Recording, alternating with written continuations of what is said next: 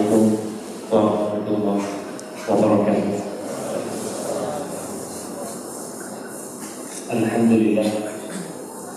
Allahumma ma asbah bina min ni'matin aw bi ahadin min khalqika minka wahdaka la syarika lak wa lakal hamdu wa lakal syukr.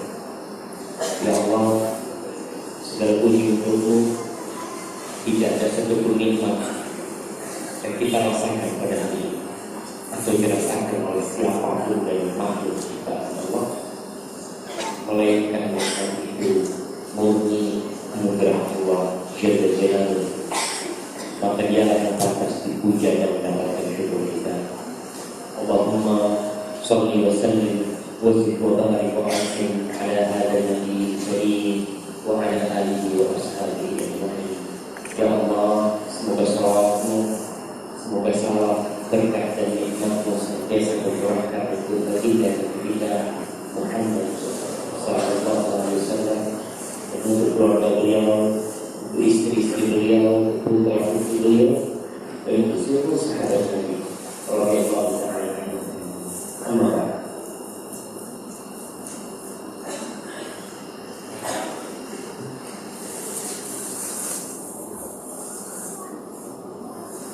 Tema kita hari ini, aku ingin seperti mereka. Rasul sallallahu alaihi wasallam, man tashabbaha biqaumin fahuwa minhum. Barang siapa yang menyerupai satu kaum, maka dia termasuk dari kaum tersebut. Seorang manusia ketika meniru orang lain atau meniru peradaban lain, yang mendorong dia untuk meniru adalah cinta atau kekaguman dengan peradaban tersebut. Rasul sallallahu alaihi wasallam bersabda, "Yuhsyarul mar'u ma'a orang itu akan dihimpun pada hari kiamat bersama orang yang mencinta. Hanya karena cinta kita bisa dikumpulkan dengan Rasulullah SAW. Amal kita tidak mungkin bisa sama dengan amal Rasulullah. Hanya dengan cinta kita bisa dikumpulkan bersama Abu Bakar As-Siddiq, bersama Umar bin Khattab, bersama Utsman bin Affan, bersama Ali bin Abi Thalib. Antum sampai kapanpun beramal tidak mungkin amal antum bisa mendekati. Maka para jemaah, apakah tidak ingin kita seperti mereka? Manusia itu terpengaruh dengan apa yang dia pandang. Dia terpengaruh dengan apa yang dia dengar, apa yang dia baca. Tapi pengaruh manusia terhadap apa yang dia pandang dan dia dengar lebih besar daripada terpengaruh dengan apa yang dia baca. Oleh karena itu, kenapa pengaruh media TV umpamanya lebih besar dari pengaruh kita? Karena memang tatkala dia memandang dan mendengar, hatinya ingin melihat. Ibnu Khaldun, seorang kita tempat di itu, dia mengatakan al-maghlub mula'un bi ta'lidil ghalib. Orang yang terkalahkan itu senang meniru orang yang mengalahkan mereka. Wal ummatul mahzumah tamilu ila tashabbuh bil ummatil ghalibah. Yang menceritakan suatu umat yang terkalahkan, yang hina, maka dia akan condong untuk meniru umat-umat ini. Sampai kejadian Irak, perang Amerika kirim orang-orang Irak, ya, terjadi peperangan, mereka menang. Mereka pikir kemenangan apa tentara Amerika ini, hari ini, iya, atau melihat cukuran mereka kan?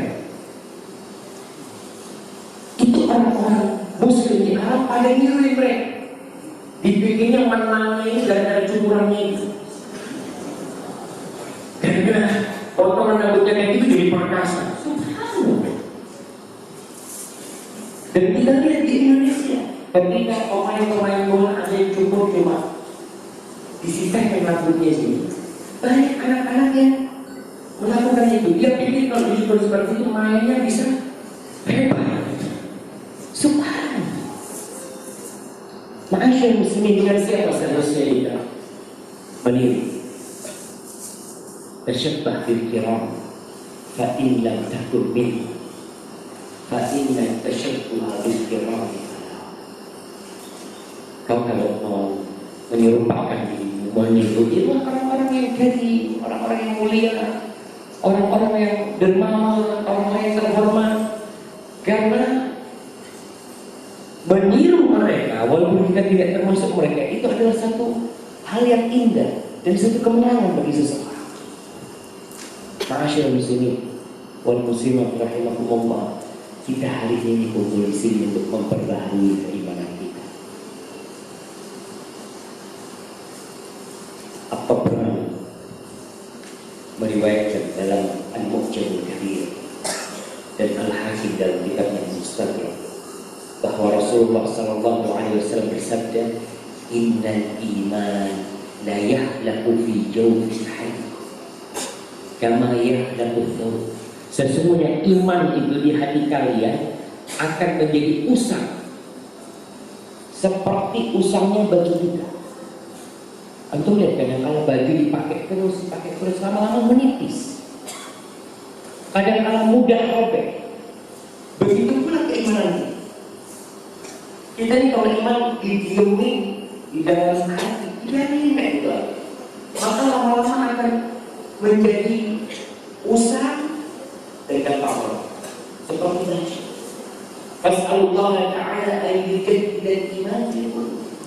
Mintalah kalian kepada Allah supaya diperbaharui keimanan Anda. Orang ini sholat tiap hari, 10 tahun dia sholat. Terkadang 10 tahun sholat ternyata imannya tak ada, malah yang ada tambah drop. Di antara cara memperbaiki keimanan berarti dulu kita bersama-sama menjalani pekerjaan kita, mempelajari tentang Allah dan Rasul, mempelajari tentang para sahabat. Mau nggak mau kita perlu tauladan, anak kita perlu tauladan. Untuk melihat sebagian sahabat Nabi itu ada tabi'in Abdullah bin Mas'ud, ada Al-Qamah yang sifatnya sama seperti Ibnu Mas'ud. Yang Ibnu Mas'ud ini mirip perilakunya dengan Rasulullah SAW. Kemudian Ibrahim mirip dengan gurunya Al-Qamah. Kemudian Sufyan mirip dengan gurunya. Kemudian terus seperti itu. Karena manusia itu suka niru. Sampai ada sebagian tabi'in melakukan satu amalan, ditanya sama sahabat, kenapa melakukan itu? Aku melihat engkau melakukan itu. Dia cuma karena ingin meniru. Kalau kita disuruh belajar semua dalil sulit, bagi yang tua-tua. Dalilnya apa? Waduh, anak atau dalilnya, tapi anak lihat ustaz kayak gitu tuh. Kadang-kadang seperti itu mereka. Ya pernah Ustaz nyampaikan dulu, gimana sudah lupa. Generasi terbaik umat ini adalah para sahabat.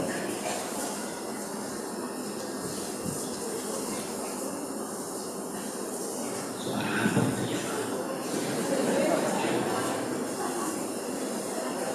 Mudah-mudahan suara itu tidak terdengar kembali di rumah Allah. Nah, kita ini masukan buat umat Islam. Masjid-masjid yang masjid-masjid besar itu hampir di seluruh Indonesia punya seperti ini.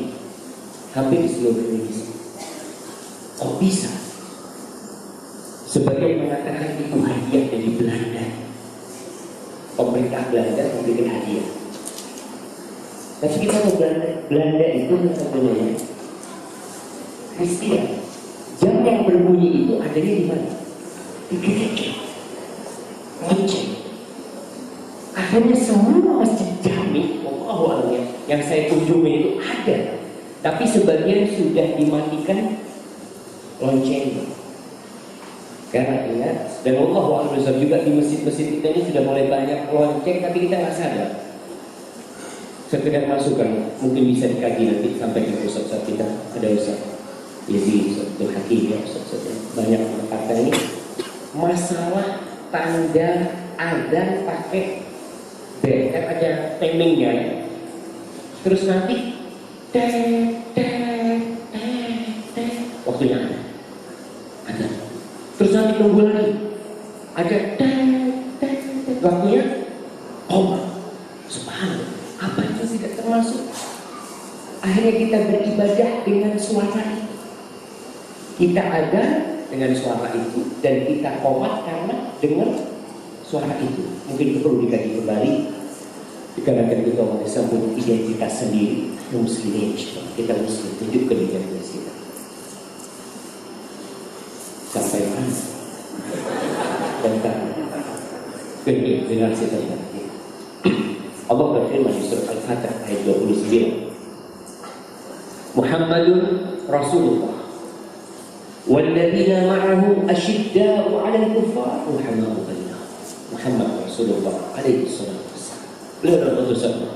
Dan orang-orang yang bersama Nabi Muhammad alaihi salatu wassalam, mereka orang-orang yang tegas menghadapi orang-orang kafir, tapi terhadap umat Islam ruhama, saling mencintai dan saling mengasihi.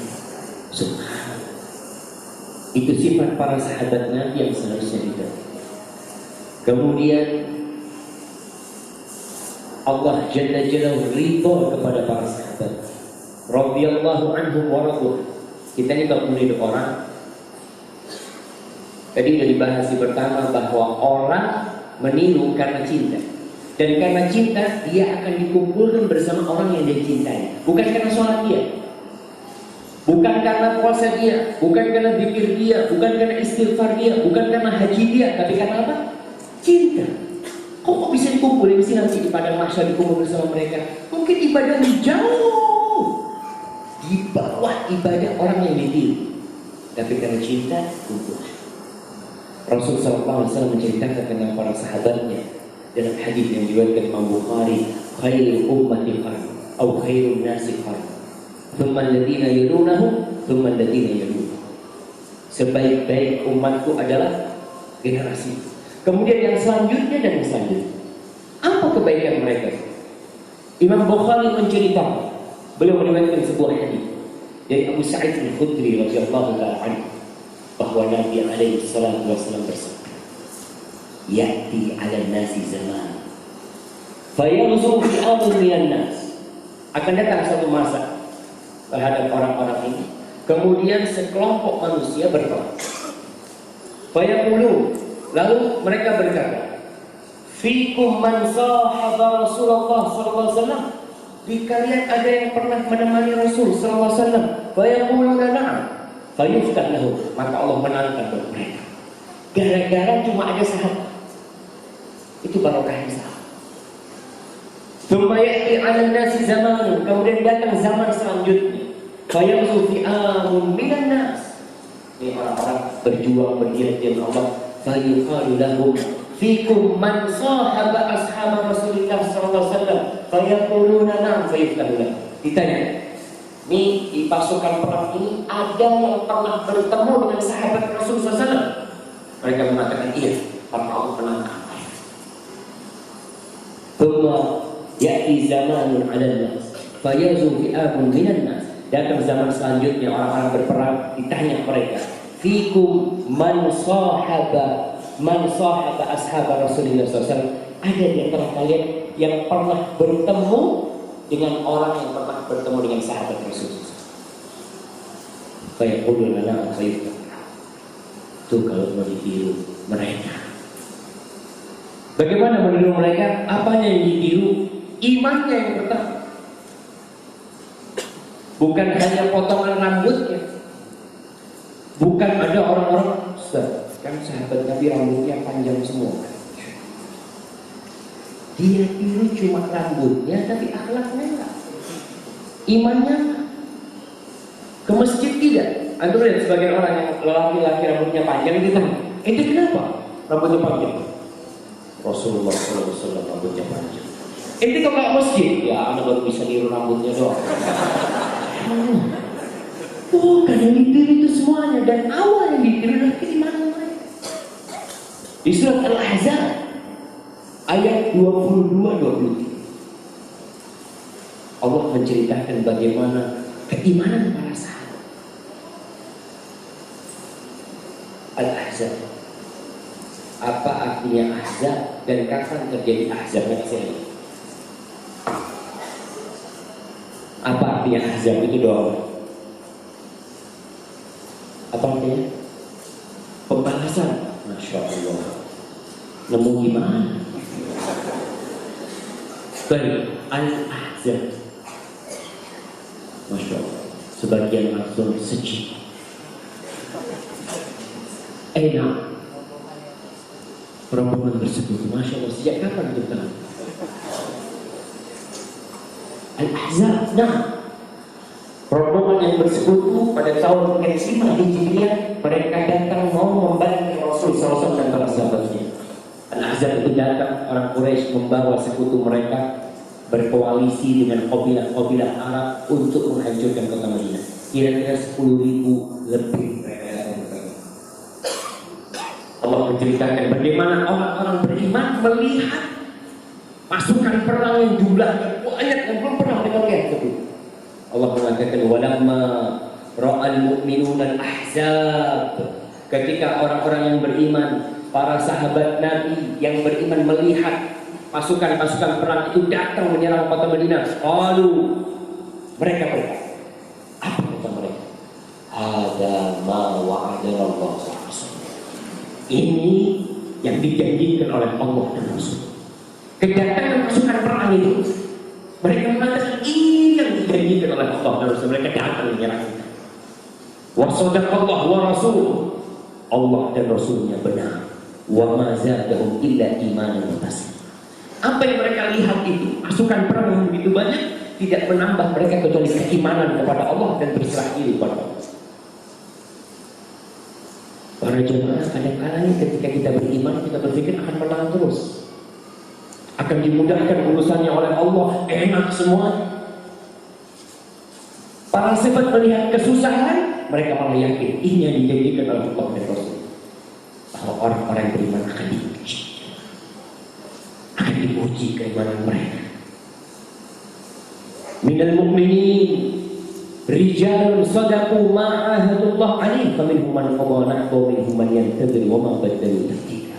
Di antara orang-orang beriman ada yang mereka menepati perjanjian yang dilakukan dengan Allah untuk senantiasa beriman, untuk taat kepada Rasulullah SAW dalam kondisi suka dan duka. Sebagian di antara mereka sudah mati. Siapa yang sudah mati ketika perang Ahzab dari sahabat-sahabat Rasul? Anda kasih dulu. Jangan. Antum mau niru siapa kalau semua mereka nggak kenal? Kita kenalnya sama gubernur, artis, atau perampok. Antum mungkin mengikuti tentang kematian Mirna. Wah, Mirna kenapa? Kopinya dia, kasih siapa yang bunuh? Mungkin itu dibunuh. Ini penting. Kita nggak sahabat Nabi siapa yang meninggal? Mirna kapan meninggal? Oh meninggal dia. Di mana meninggal? Subhanallah. Siapa sahabat yang sudah mati di ayat pada tahun 5 Hijriah itu?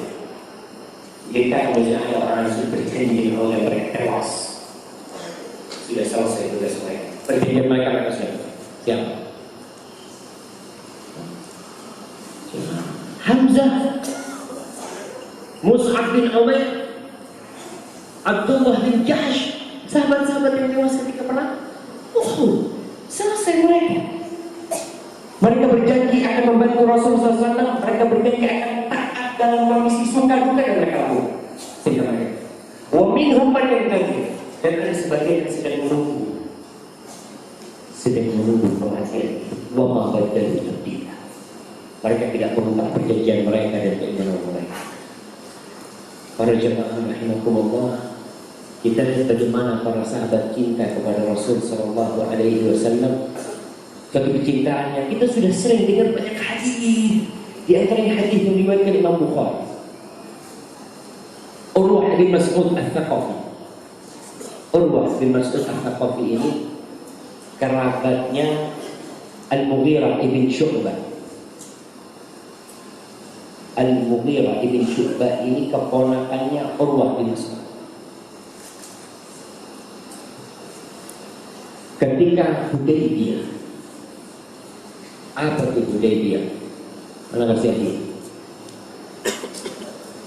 Ibu-ibu ada mau jawab? Ketika Hudaybiyah, ada peristiwa-peristiwa yang harus melangkah di tengah kita. Kita belajar sejarah Rasul SAW itu cuma 23 tahun. Perjalanan hidup Rasul SAW 23 tahun, tidak panjang sebenarnya.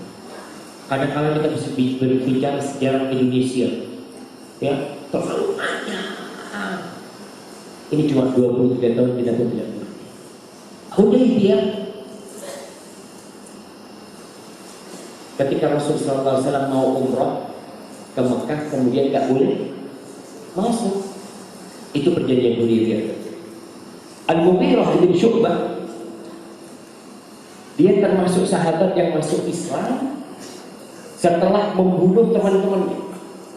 Ada 13 syahidnya ketika berangkat ke Romawi, dapat duit sama Al-Mughirah bin Syu'bah, dibantai semua, duitnya hilang.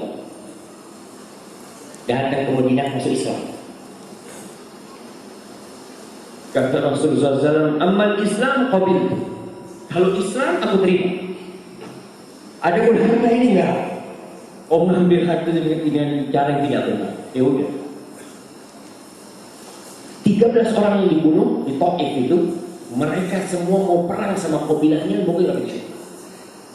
Urwah bin Mas'ud Al-Thaqafi, pamannya Al-Mughirah bin Syu'bah, menanggung semua darah itu. Dia bayar. Per nyawa dibayar berapa? 100 ekor unta. Bertahun-tahun dibayar, mikir Urwah bin Mas'ud. Ketika kejadian Hudaybiyah, Urwah bin Mas'ud termasuk yang dikirim untuk negosiasi dengan Rasulullah SAW. Karena Nabi mau masuk alaihi salatu wasallam ke kota Mekah, orang-orang kafir tidak mau menerima kedatangan Rasulullah. Maka ketika datang Mughirah bin Syu'bah dengan pedangnya, dia pakai surban yang ditutupi wajah. Dia berdiri di samping Rasulullah SAW. Mulai Urwah berbicara dengan Rasulullah SAW.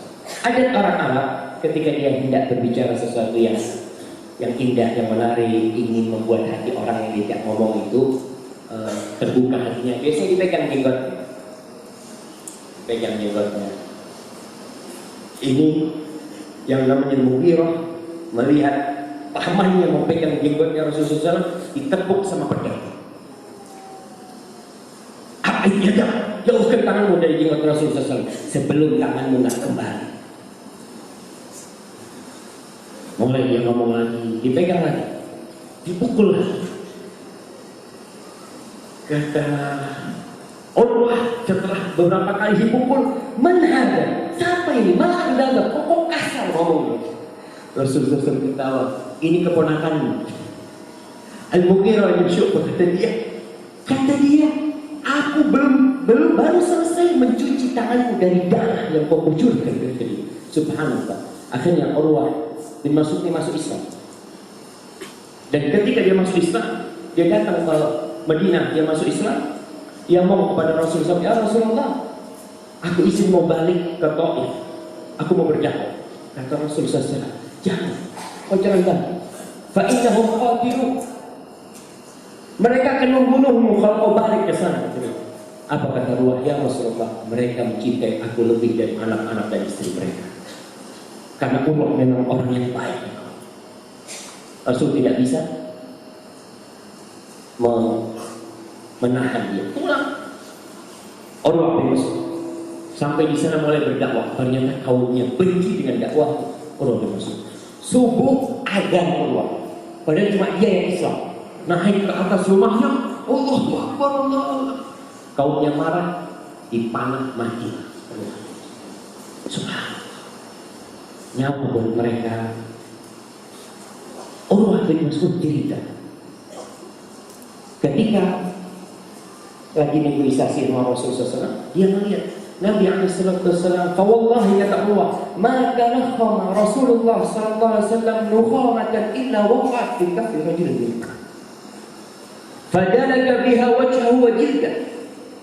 Nabi SAW kalau ngomong kadang-kala beliau meludah, keluar ludahnya. Para sahabat tidak pernah ludah beliau itu turun di tangan, turun di tangan sahabat Rasulullah SAW. Dan mereka mengusapti wajah mereka dan kulit mereka dengan ludah Rasulullah SAW. Ludah besar, subhanallah.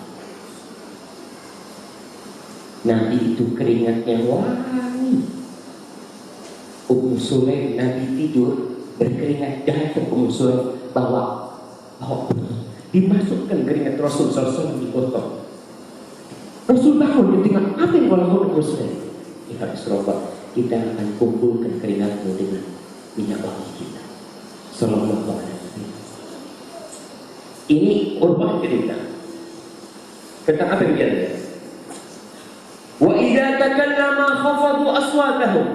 Kalau Muhammad alaihi salatu wasallam berbicara, semua sahabatnya mendengar. Wa idza amarahum ibtadaru amra. Kalau Nabi nyuruh, semua bersegera melaksanakan perintah. Wa idza tawadda'a kanu yaftatiluna 'ala wudu'i. Kalau Nabi wudu, sisa wudunya itu rambutan mereka mengambil, sisa wudu Rasul sallallahu alaihi wasallam.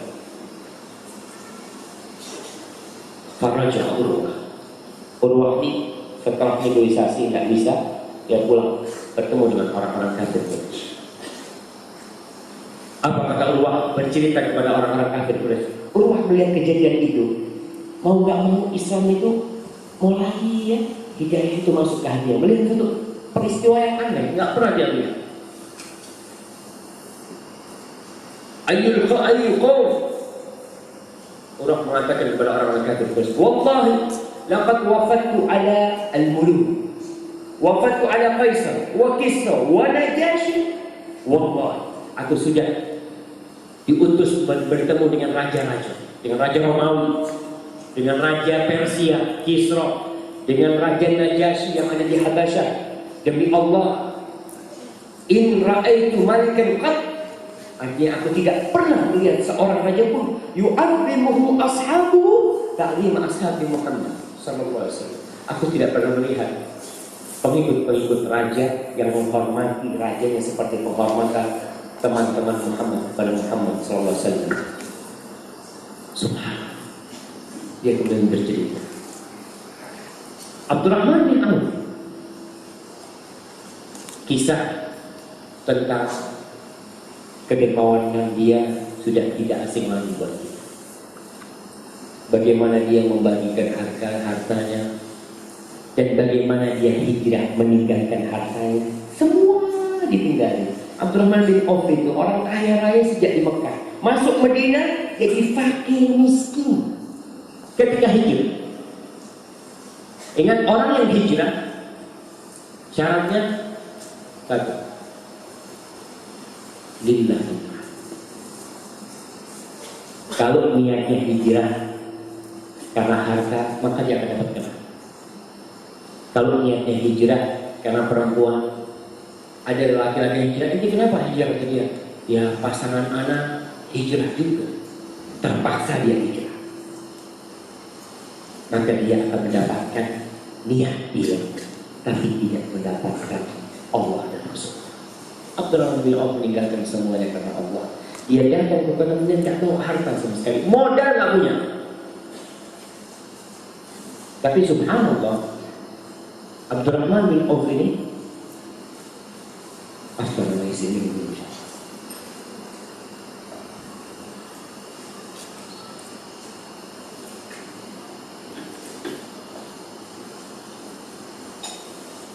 Setengah jamaah mungkin yang di depan bisa maju sedikit, yang di belakang untuk dia merapat tuh. Baru itu. Ibu-ibu juga, ibu-ibu jangan pelit, ibu-ibu maju ke depan merapat ya. Tidak lakum takassahu bil majalis fasahu yafsahillahu lakum. Kalau dikatakan kepada kalian luaskanlah, merapat, maju ke depan, bergerak sedikit ibu ke depan, Allah akan meluaskan hati ibu, meluaskan hati bapak-bapak, dan meluaskan rezeki.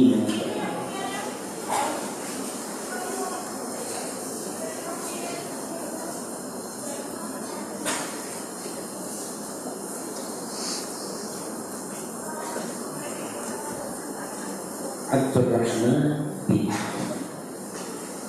hijrah ke kota Madinah tidak bawa harta banyak, dia cuma bawa Allah dan Rasul. Nabi SAW, subhanallah, beliau itu tahu bagaimana memperbaiki keimanan dan karakter para sahabat.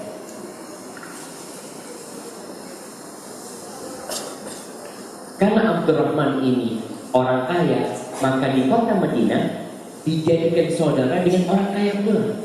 Soalnya orang kaya kalau jatuh miskin langsung pernah dia. Ada pernah sahabat. Maka Rasulullah karena kesedihan dijadikan Abdurrahman saudara dengan Sa'ad ibn Rabi. Orang kaya Sa'ad ibn Rabi. Orang kaya benar sama dengan Abdurrahman. Cuma asalnya Abdurrahman sudah habis duitnya, Sa'ad masih kaya karena dia berusia. Abdurrahman ditawarin, Abdurrahman, aku nih punya kebun yang luas, separuhnya buat kamu. Aku nih punya 2 istri, subhanallah. Sampai seperti itu kecintaan para sahabat kepada saudaranya. Rasulullah SAW mengatakan, la yu'minu ahadukum hatta yuhibba li akhihi ma yuhibbu li nafsihi. Kalian tidak akan beriman sampai kalian mencintai saudaranya seperti mencintai diri sendiri. Sa'ad bin Rabi mencintai Abdurrahman sama dengan dirinya sendiri. Maka dia katakan, istriku 2, aku cari. Kau lihat, mana yang kau suka, aku cari yang 1. Kemudian kau tunggu masa idahnya, kau lihat. Sampai seperti itu kecintaan. Jadi meletakkan orang lain seperti diri sendiri. Antum bisa bayangin kalau kita hidup seperti itu di dunia. Nggak ada orang nipu. Kenapa? Kenapa aku nipu? Kau itu sama aku sama. Nahnu ruhani fi jasadin wahid. Aku sama kau itu sebagai 2 roh dalam 1 tubuh. Jadi tidak akan ada penipuan, pencurian, perampokan. Karena orang lihat saudaraku yang kau rampok siapa? Muslim. Saudaramu yang kau curi, yang kau ambil sandalnya, Muslim. Abdurrahman bin Auf meletakkan, saat bin Rabi meletakkan Abdurrahman seperti dirinya sendiri. Tapi Abdurrahman bin Auf meletakkan saat bin Rabi seperti diri dia. Maka dia mengatakan, barakallahu fi malika wa ahlika. Semoga Allah memberkahi hartamu dan keluarga. Kira-kira kalau kita sekarang yang ditawarin, antum nih kalau ditawarin, apa yang kamu katakan? Alhamdulillah. Anak lagi susah gitu. Abdurrahman bin Auf lagi susah. Lagi susah, nggak bawa apa-apa. Tapi apa kata Abdurrahman bin Auf? Mudah-mudahan Allah berkahi hartamu dan keluargamu. Dulu lagi ada tunjukkan di mana ada pasar. Aku mau kerja. Aku mau kerja.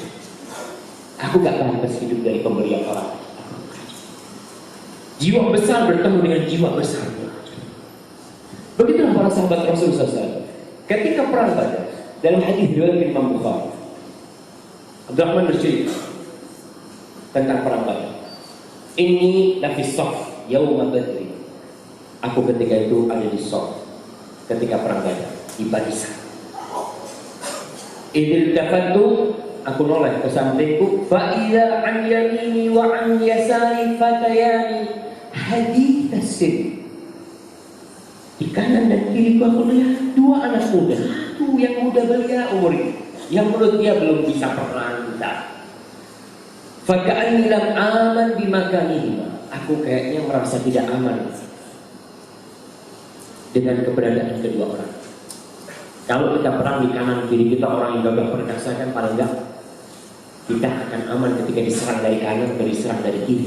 Tapi kalau ternyata yang sebelah kanan kiri kita anak-anak muda belia, aduh umurnya masih belia, aku merasa enggak. Belum pernah. Baru dibaca. "Idh qala li ahaduhuma sirran min sahibihi." Tahu-tahu salah satunya berbisik kepadaku, "Ya am, wahai pamanku, hari ini Abu Jahal, tunjukkan kepadaku mana Abu Jahal. Tunjukkan kepadaku mana Abu Jahal." Fakultu ya ibna akhi, fama tasna'u bihi. Wahai anak saudaraku, ada apa kau dari Abu Jahal? Apa yang kau inginkan dari Abu Jahal? Apa kata anak muda ini? Ukhbirtu annahu yasubu Rasulullah SAW. Aku dapat berita dia suka mencela Rasulullah SAW. Aku dapat informasi itu orang suka mencela Rasulullah SAW.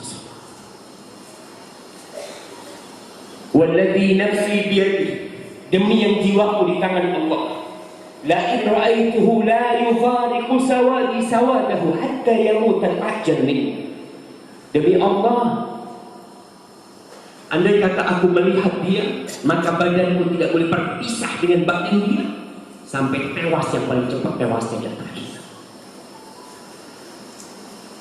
Abdurrahman bin Auf mendengarkan ucapan anak muda ini anak muda di mana? Jangan tanya itu tua. Ini anak muda. Seperti itu kecintaan mereka kepada Rasulullah SAW. Kata Abdurrahman bin Auf, "Fata'ajjabtu dia."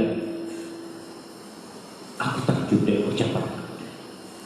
Wa mazalil akhar, tahu-tahunya yang di satunya juga nyolek dia.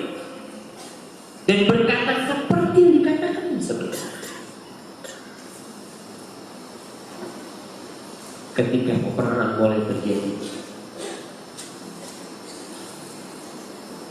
Abu Jahal maju. Abdurrahman mengatakan, aku melihat Abu Jahal lagi putar-putar di keliling manusia. Fakul, kamu nama dua orang. Ana parayani, hada. Kau melihat nggak tuh orang? Nih yang kalian cari. Subhanallah. Mereka langsung berdiri mengejar Abu Jahal dan tewas Abu Jahal. Dua orang ini ketika sudah membunuh Abu Jahal, mereka lari menjumpai Rasulullah SAW, ingin memberikan kabar gembira. Ya Rasulullah, itu orang yang senantiasa mencelamu sudah tidak ada lagi di muka bumi. Dua-duanya ngomong, aku yang membunuh. Rasulullah SAW mengatakan, apa kalian sudah bersihkan pedang kalian? Belum. Rasulullah SAW dari darahnya ditunjuk ke darahnya Abu Jahal kepada Rasulullah SAW. Maka Nabi SAW mengatakan, kalian berdua semua yang membunuh. Sallallahu alaihi wasallam. Masyaallah muslimin, kita lihat bagaimana kecintaan mereka kepada Rasulullah SAW. Padahal mereka muda, sedangkan anak-anak muda sekarang kemana? Siapa yang jadi tauladan mereka? Siapa yang mereka cintai? Kita lebih sering membaca informasi berita-berita tiap hari yang kiranya kurang bermanfaat buat kita. Mungkin kebodohan dengan berita itu tidak membuat kita jadi sakit, bukan? Tapi kita terus mendengar. Bukan haram mengikuti berita-berita yang ada, tapi tolong ikutilah berita tentang sahabat-sahabat Rasulullah supaya keimanan kita tidak jadi usang.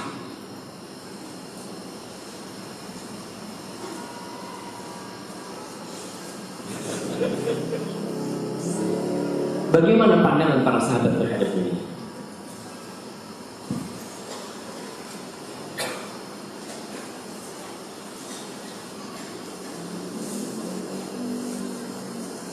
Supaya kita tahu dan sadar, para sahabat sudah meninggal dunia, semuanya sudah. Apakah masih ada rumah sahabat? Antum masih melihat tanah yang dimiliki oleh Abdurrahman bin Auf, tanah yang dimiliki oleh Utsman bin Affan, tanah kebun yang dimiliki oleh Sa'ad bin Rabi'? Mana semua meninggal? Ternyata mereka meninggal dunia juga. Kita pun akan meninggal dunia seperti mereka meninggal dunia. Pandangan sahabat kepada kehidupan dunia, apa sih yang mereka senangi dari kehidupan dunia? Sebagian sahabat itu kalau ditanya, ada sebagian yang mau meninggal dunia. Ketika ditanya, oh kenapa kok sedih ketika meninggal dunia? Jadi ya, aku sedih. Bukan sedih karena aku meninggalkan dunia. Karena aku sedih dengan kenikmatan sholat malam di musim dingin dan kenikmatan puasa sunnah di musim panas. Sholat malam di musim dingin panjang malam dan puasa di musim panas panjang siang. Itu kenikmatan mereka. Mereka sudah menjadikan ibadah sebuah kenikmatan dan kelezatan. Tidak berat mereka beribadah. Kita kadang-kadang beribadah, ya Allah, imamnya sholatnya panjang sedikit. Subhanallah, pindah ke masjid. Cari masjid yang Jabir bin Abdullah. Jabir bin Abdullah al-Ansari. Jabir ini dia sahabat yang menikah dengan janda. Padahal dia masih bujang. Bapaknya tewas ketika perang Uhud, meninggalkan 9 adik perempuan. Jabir yang ngurusin mereka. Maka Jabir meninggal dengan janda. Ketika bertemu dengan Rasulullah SAW, ditanya, "Kau nikah?" "Iya, Rasulullah SAW." "Sayyid atau bikr?" "Kau nikah itu janda apa atau gadis?" "Bal-sayyid." "Tapi aku nikah itu adalah janda." "Halla bikr?" "Kenapa kau tidak menikah dengan gadis? Kau bersendagura dengan dia, dia mempermainkan engkau, kau mempermainkan dia." Dia mengatakan, "Ya Rasulullah, bapakku meninggalkan anak-anak. Kalau aku kawin sama gadis, aku ngurusin tambah lagi yang aku urusin." Itu dia. Maka dia ingin menikah dengan perempuan yang paling tidak membantu aku ngurusin adik-adikku. Subhanallah. Ya betul. Jabir berkata dalam hadis riwayat Tirmidzi, "Laqiyani Rasulullah sallallahu alaihi wasallam." Pulang dari perang Uhud,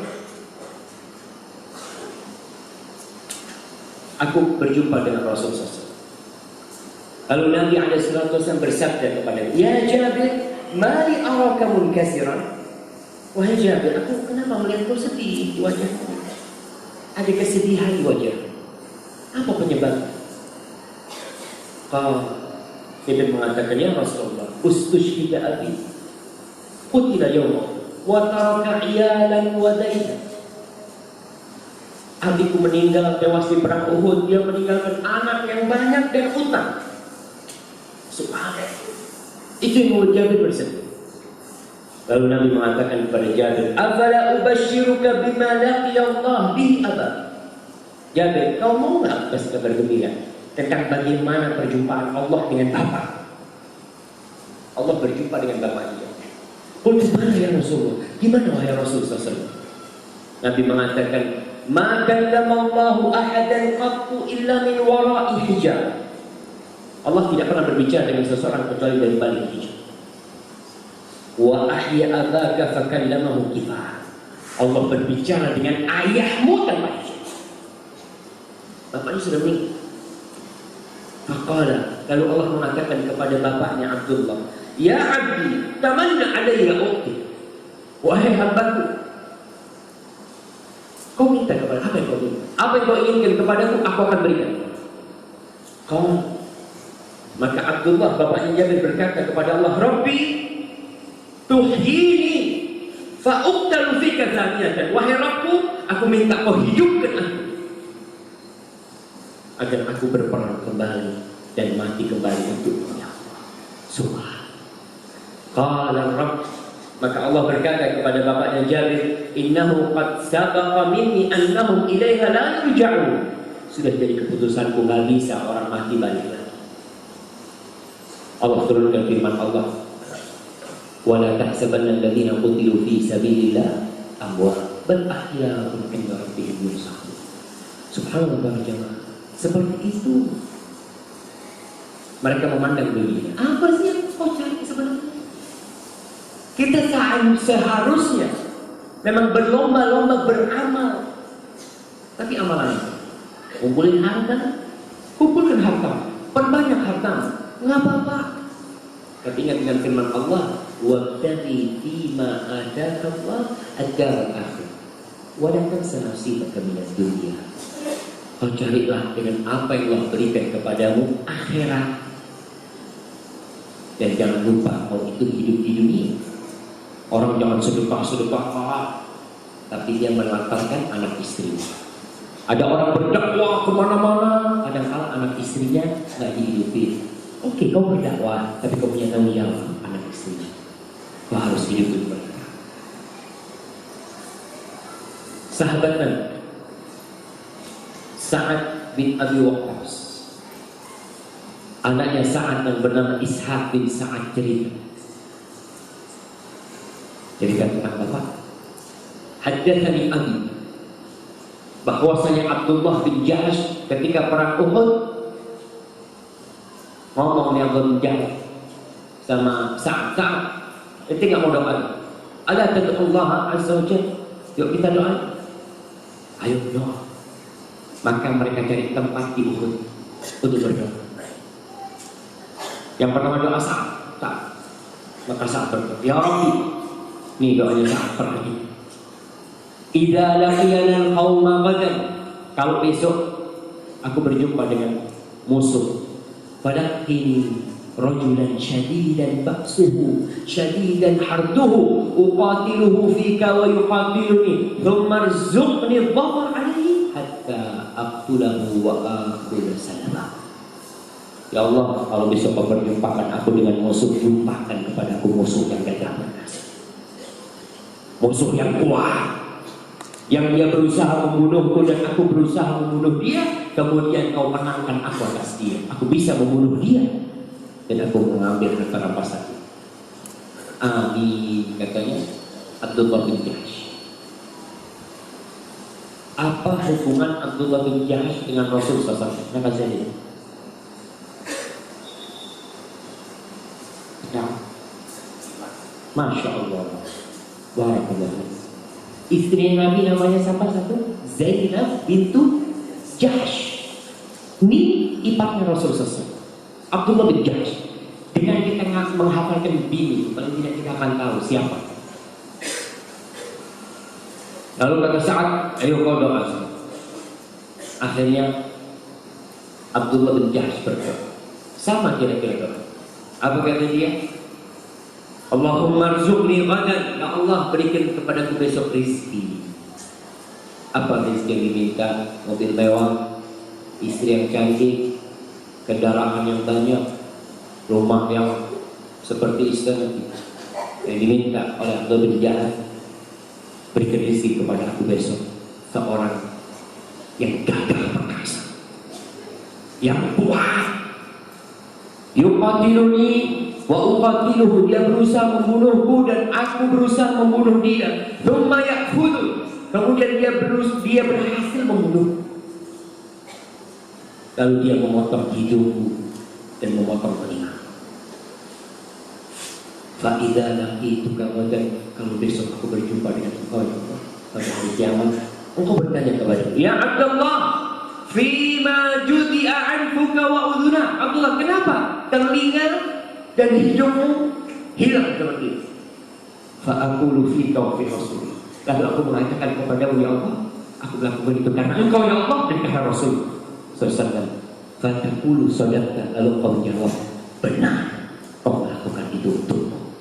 Qala Sa'ad, kata Sa'ad mengatakan kepada anaknya Ishaq bin Sa'ad, doanya Abdullah lebih baik daripada doa bapak. Di akhir siang itu aku melihat telinga dan hidungnya digantung di pohon-pohon. Selesai dunia, memang akan ditinggal. Sekarang atau besok kita akan meninggalkan dunia. Ubay bin Ka'ab, sahabat Nabi yang banyak bersalawat kepada Rasul SAW, yang dia ingin menjadikan semua doanya untuk Rasul SAW. Yang pernah Ubay bin Ka'ab ini keluar dari masjid Nabawi alaihi salatu wassalam, lalu Nabi mengatakan, ya Ubay, sebelum kau keluar aku kasih kau amal. Surat yang paling mulia dalam Al-Quran Al-Karim itu surat Al-Fatihah. Ubay ini termasuk penulis wahyu dan dia yang menghafal Al-Quran. Dalam hadis riwayat Muslim, Rasul sallallahu alaihi wasallam mendatangi Ubay. Ya Ubay,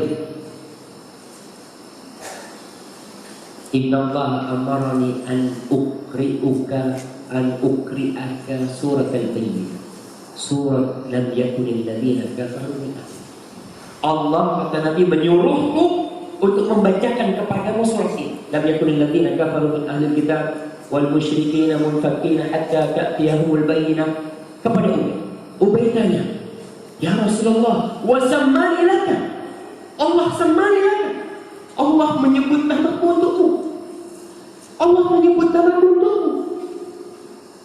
Nabi mengatakan, nah, iya, fabakah, nah, nisbah. Antum bisa bayangkan di antara semua sahabat ini, di antara seluruh makhluk Nabi, Allah menyuruh Nabi-Nya alaihi salatu wasallam membacakan suratul Bayyinah kepada Ubay bin Ka'ab.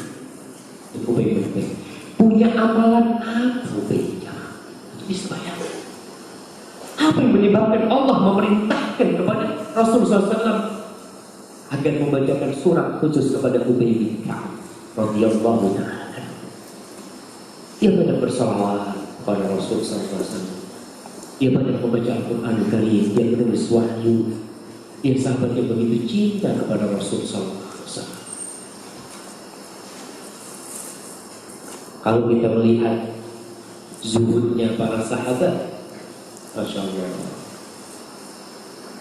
Tadi kita dengar bagaimana Abdurrahman bin Auf meninggalkan semua hartanya untuk hijrah.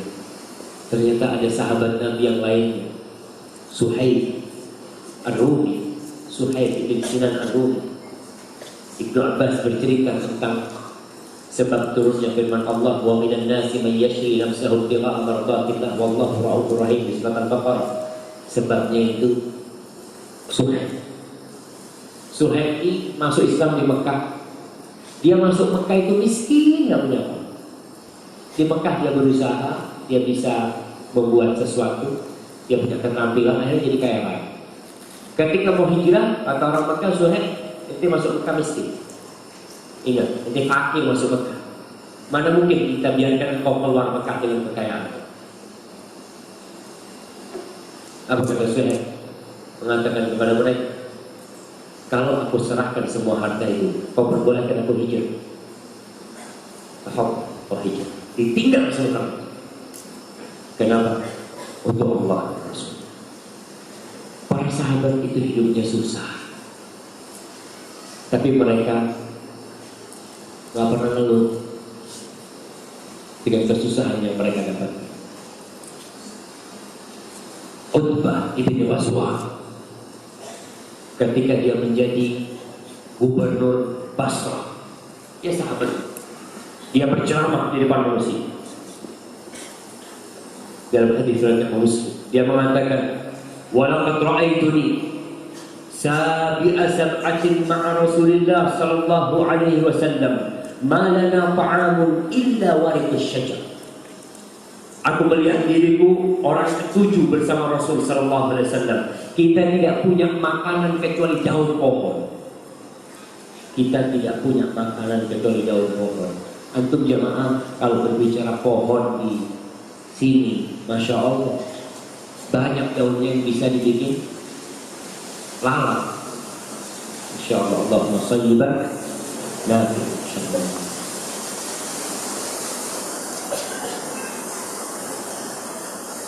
Bahkan daun, antum kalau ke Mekah sekarang akan melihat banyak penghijauan.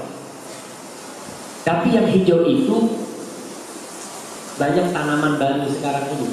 Kalau yang tanaman pada pasir itu yang ada durinya, ada tanaman pada pasir yang tumbuh sendiri itu yang banyak dimakan, yang dimakan sama orang.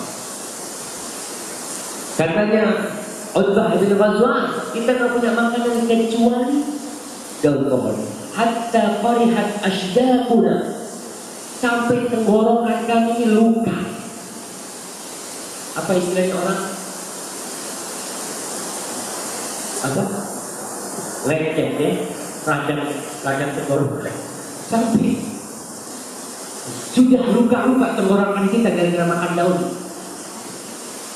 Faltaqattu burdatan Aku punya burda, satu kain yang bisa dibuat pakaian.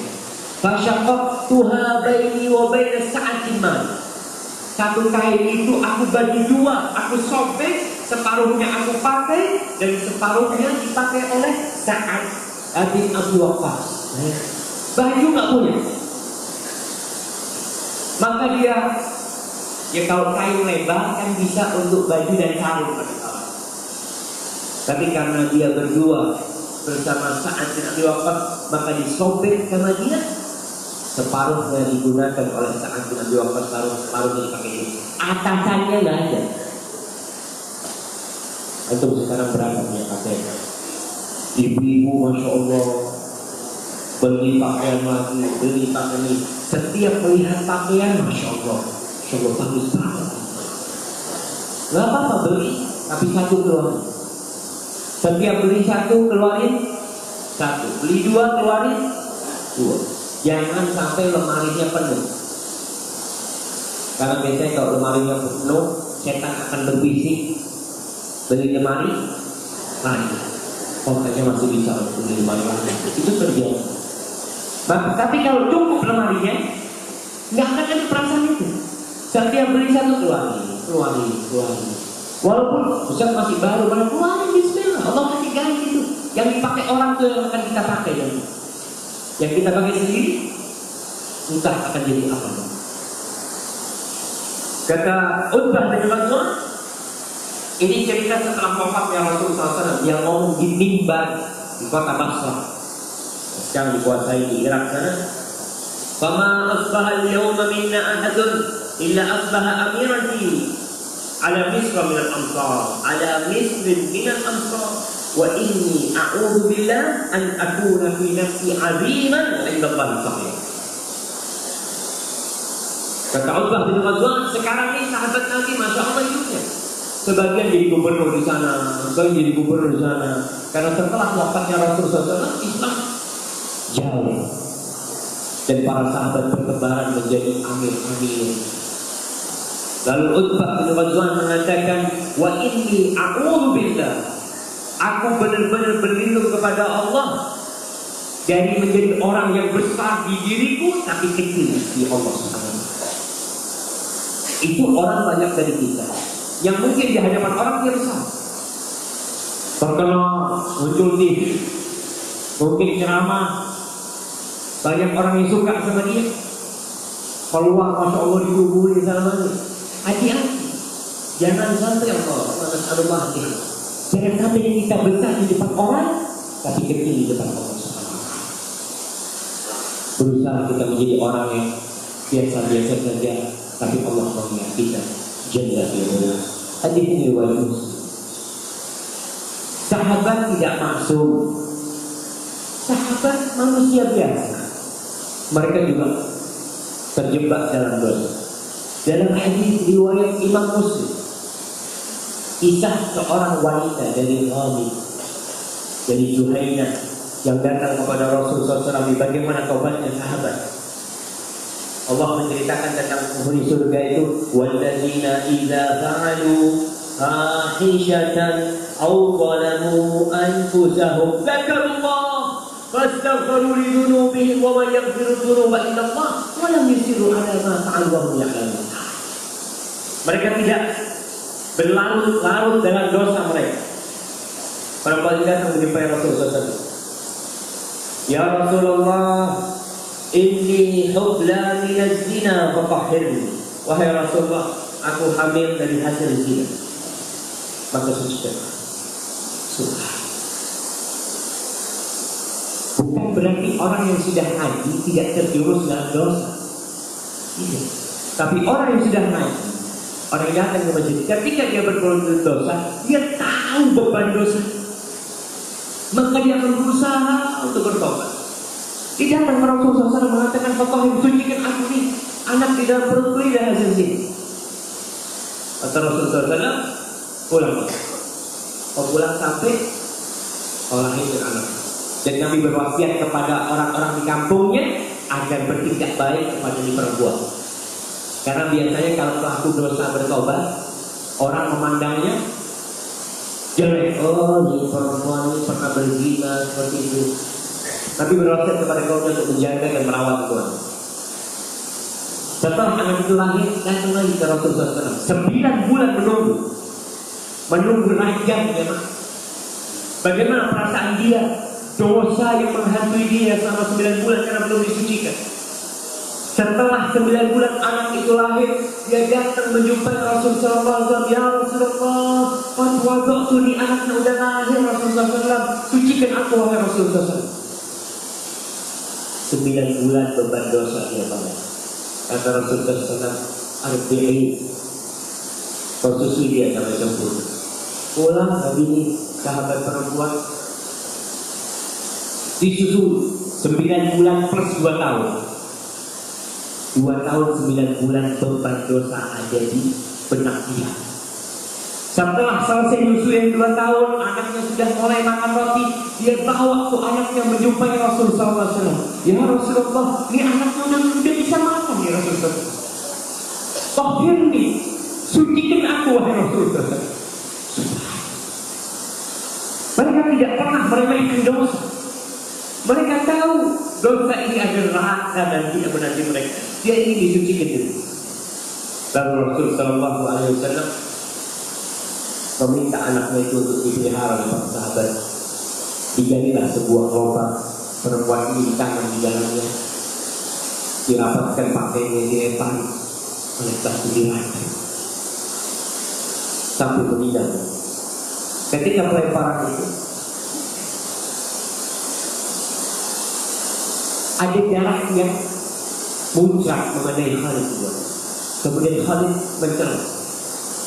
Nabi SAW mengatakan, laqad tabat taubatan law kutibat ala 70 min ahli Madinah tidak. Perempuan ini telah bertobat, jangan kau celah. Kalau pahala tobatnya dibagi untuk 70 orang sahabat Nabi di Madinah, cukup buat mereka. Kalau pahala tobatnya dibagi untuk 70 sahabat Nabi, cukup untuk 70 mereka agar mereka masuk surga Allah. Subhanallah. Wahal wajadta afdal man min anjadat binafsiha lillahi azza wa jalla. Apakah kau lihat orang yang lebih mulia dari orang yang menyerahkan jiwanya untuk Allah Jalla Jalla? Dia tahu bakal mati. Subhanallah. Kita belajar dari sahabat Nabi. Seharusnya kita seperti mereka, tidak meremehkan dosa. Bukan diusahakan dosa kecil, gampang nanti istighfar nanti seperti ini. Tidak. Mereka berusaha menyucikan diri mereka sebelum neraka yang menyucikan diri mereka. Rasulullah SAW menyolati itu wanita. Sebagian sahabat bertanya, ya Rasulullah, atusalli alaiha wa qad zanat.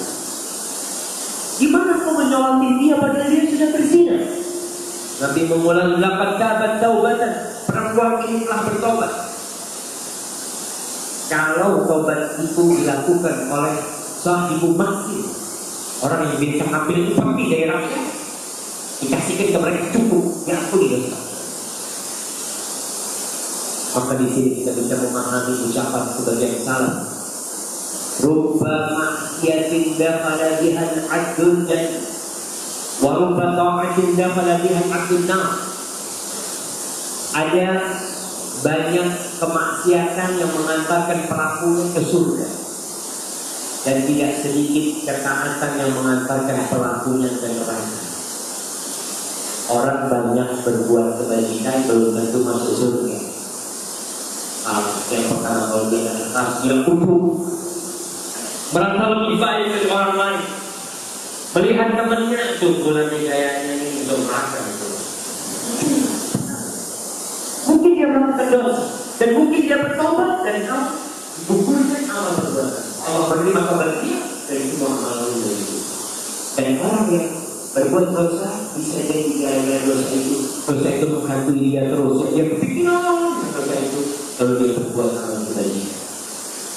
Kalau berbicara tentang tawadhu para sahabat, subhanallah.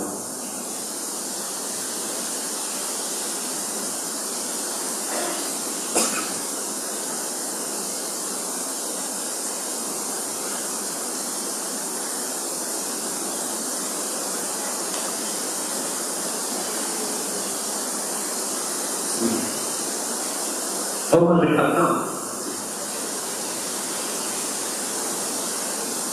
dalam hadis riwayat Imam Bukhari dalam hadis Abu Mansur al-Basri, kuntu jalisan inda Umar radhiyallahu anhu. Ketika itu aku duduk bersama Umar bin Khattab, Amirul Mukminin, orang nomor satu yang kekuasaannya sampai ke Syam, sampai ke Mesir, sampai ke perbatasan Sudan, sampai ke Yaman. Semua jazirah Arab di bawah kekuasaan Umar bin Khattab. Abu Mansur cerita, ketika aku lagi duduk bersama Umar bin Khattab, tahu-tahu datang Safwan bin Umayyah, seorang sahabat Nabi, bijabnatin yahmiluha nafarun fi abad, dengan piring besar dan nampan besar yang dibawa oleh orang banyak pakai kain, botongnya digotor ke makan. Lalu diletakkan di hadapan Umar bin Khattab makanan yang enak. Pada Umar nasan masakin wa alqa min arab min alqa inas haula. Umar memanggil orang miskin dan budak-budak sini semua. Qala inda dzalika, lalu Umar mengatakan, ketika orang-orang miskin pada makan bersama, budak-budak makan bersama, presiden satu piring. Apa itu? Fa'alallahu biqaumin aw lahallahu qauman yarghabuna an arqa'ihi ayyakulu. Allah akan berbuat, akan memberikan sanksi kepada orang-orang yang mereka merasa enggan untuk makan bersama. Kita sekarang mesti kalau makan sama orang lain, sama teman-teman yang sulit, sekali-kali ya Bapak, sekali-kali kalau punya rezeki di rumahnya, panggil itu orang-orang miskin. Mungkin ada tukang sampah, tukang ojek, mungkin melihat ada tukang sampah di jalan, panggil. Subhanallah. Terkadang orang yang miskin itu lebih baik dari orang yang kaya. Ada tadi dalam perjalanan dari Ragunan ke sini, ada melihat dari kaca mobil, ada perempuan pemulung, dia lagi ngambil sesuatu di sana. Tahu ada motor kayaknya jualan kue, motor ini berhenti ya. Melihat itu perempuan, dia berhenti. Padahal anak lihat motornya jelek, tapi dia buka, dia ambil dari satu kotak kue, dia kasihkan ke orang itu. Mana empati dan simpati kita kepada saudara? Lihat para sahabat Nabi makan dengan yang miskin, atau sekali ada. Dan antum melihat orang miskin kalau makan, masya Allah, satu butir pun tidak tersisa. Setelah makan dia akan bersyukur lebih dari bersyukurnya orang kaya. Orang kaya udah biasa makan kayaknya udah biasa, bahkan aku bisa beli yang ini 10 kali lipat. Tapi orang miskin mungkin baru pertama dia makan apalagi nasi kebuli. Mungkin dalam hidupnya aja anak nggak pernah melihat. Pernah ada seorang teman bercerita, istrinya pintar, Masya Allah. Mudah-mudahan nanti tidak punya amin. Dia ngomong, kita kan pintar masak nasi kebun, nasi biryani macam-macam. Suatu hari Ustaz dia masak banyak, ayam panggil itu tukang-tukang ojek, orang-orang biasa makan sudah panggil semua. Masya Allah, mereka makan sampai bersih. Ceritanya bisa lebih seminggu. Makannya sekali ceritanya, Masya Allah, kita untuk makan di rumah itu ingat saja, Masya Allah banyak banget tuh. Tapi kalau orang kaya akan cerita, udah biasa dengan dia. Mungkin ceritanya nggak enak, oh itu nasinya agak keras, itu kayak gini, itu makan. Tapi kalau orang miskin, Masya Allah, mau keras mau apa, nikmat. Maka sekali-kali untuk berangkat ke tempat, ada tempat-tempat pembuangan apa? pembuangan sampah itu banyak orang tua, banyak pemulung atau anak-anak yatim yang makan mereka. Utsman bin Affan radhiyallahu taala anhu disebutkan oleh Ibnu Jauzi dan kitabnya At-Tafsirah. Hasan bercerita, ra'aitu Utsman bin Affan yatilu fil masjid wa huwa yawma idin khalifah. Aku melihat Utsman bin Affan tidur siang di masjid Nabawi, padahal ketika itu dia adalah khalifah. Wa atharul hasa bi jambi, bekas butiran debu-debu itu nempel di badan Utsman. Fanaqul hadza amirul mukminin, hadza amirul mukminin. Mereka itu amirul mukminin. Maka kadang-kadang kita perlu membuat jiwa kita sombong diri rendah. Dengan melakukan tindakan antum yang biasa naik mobil-mobil mewah, sekali-kali naik mikro. Masa besar. Sekali-kali teman. Antum akan melihat di sebelah antum seorang ibu yang gendong anaknya, yang itu di sebelahnya anaknya juga. Dengan selendangnya dia, anaknya minta kue dikasih, antum akan lihat tuh. Supaya kita sombong dalam kehidupan ini. Supaya antum sadar di sekitar kita banyak orang-orang yang berbuat. Tapi kalau antum biasa dengan mobil mewah, kadang-kadang kesombongan itu akan terus disirami. Sekali-kali Umar bin Khattab, ya, subhanallah, ketika dia masuk ke Masjid Al-Aqsa, melewati ada tempat yang becek, tempatnya air itu.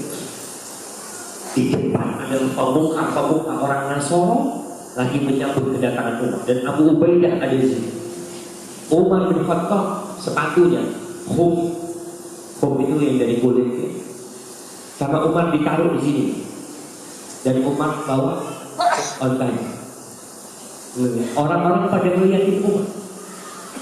Apa kata Abu Ubaidah? Wahai Umar, banyak yang melihat tuh, maksudnya orang-orang pada melihat itu. Dalam kondisi seperti ini, seharusnya mau dalam kondisi yang lebih apa? Lebih terhormat, lebih berwibawa, pakaiannya, tampangnya. Umar bin Khattab kepada Abu Ubaidah, dia kata bukan tahu yang mengatakan Abu Ubaidah. Nahnu qaumun a'azzana Allah bil Islam, wa ma tabtaghayna al-izzata fi ghairihi al-dallata. Kita adalah satu masyarakat, satu kaum yang Allah muliakan karena Islam. Anda kita cari kehormatan, cari kemuliaan selain di Islam, Allah akan hinakan. Maka para jemaah, kemuliaan itu ada dalam agama. Ali bin Abi Thalib disebut di beberapa kitab bahwa dia pernah beli daging. Beli 1 dirham di daging. Amirul Mukminin beli daging 1 dirham. Kemudian dibungkus sama Ali bin Abi Thalib, lalu diambil di bawah semuanya. Orang-orang pada ngomong, wahai Amirul Mukminin, biar aku yang angkat, biar aku yang angkat. Apa kata dia? Abu Iyas aku an yahmil. Kata dia, bapaknya anak-anak yang lebih pantas ngambil barang ini. Kita kadang-kadang kok semuanya dibawain, ya. Pas dibawain, itu dibawain, semua dibawain. Akan tumbuh di hati kita seakan-akan big boss. Kadang-kadang aku bawa anak buah mau kenal, supaya merendahkan. Antum itu sama sih. Antum tidak hanya debu yang akan kembali. Kesabaran mereka, subhanallah, dan kehidupan mereka ini mungkin yang terakhir kita bicara kesabaran para sahabat Nabi. Abu Hurairah radhiyallahu taala anhu diceritakan dia itu ditinggal sama semua anaknya, tidak ada yang hidup anaknya Abu Dhar, setiap punya anak. Lalu dikatakan kepada dia, innaka mru'un la yaqbalaka walad. Kau itu orang yang anaknya tidak ada yang hidup, semuanya mati semua. Apa kata Abu Dhar? Alhamdulillah, kullu dzalika fi kitab. Segala puji bagi Allah, semua itu sudah Allah tentukan. Alhamdulillah alladzi ya'khudhuhum bidaril fana wa yadkhiluhum bidaril baqa. Alhamdulillah, segala puji bagi Allah yang mengambil mereka di dunia fana untuk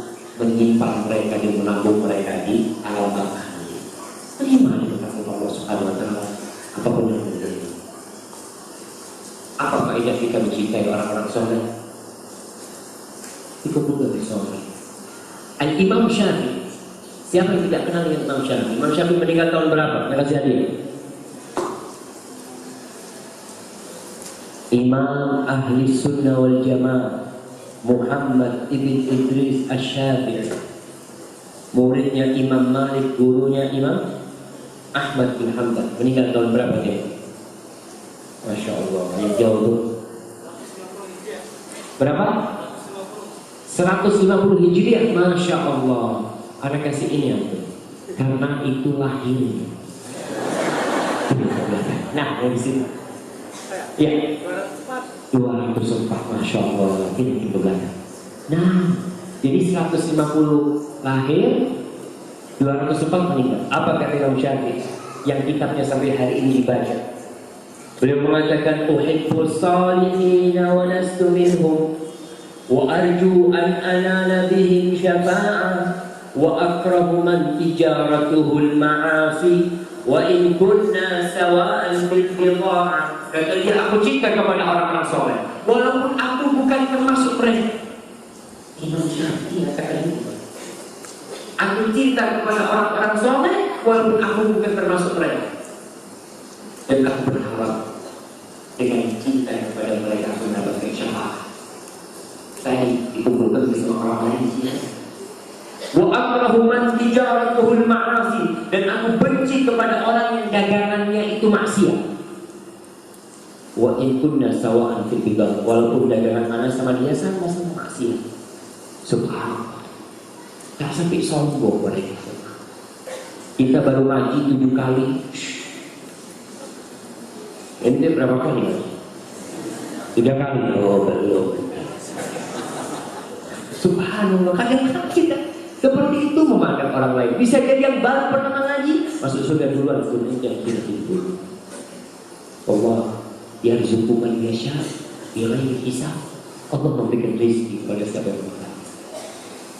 Imam Malik, Imam Syafi'i berkata itu dijawab oleh Imam Ahmad bin Hanbal.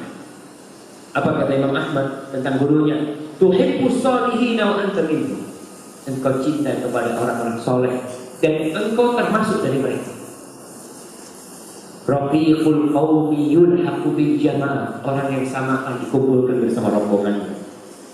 Wa takrahu man bidha'atuhul ma'asi, kau benci kepada orang yang dagangannya kemaksiatan. Hamakallah menjadikan bidhah, Allah telah menjagamu dari dagangan maksiat. Hadza wallahu a'lam bissawab. Semoga kita bisa seperti mereka pelan-pelan, dan semoga kalau kita tidak bisa seperti mereka, paling tidak kita mencintai mereka dengan kecintaan itu. Semoga Allah mengumpulkan kita bersama mereka. Wassallallahu ala nabiyyina wasallam. Kita masuk ke jawab.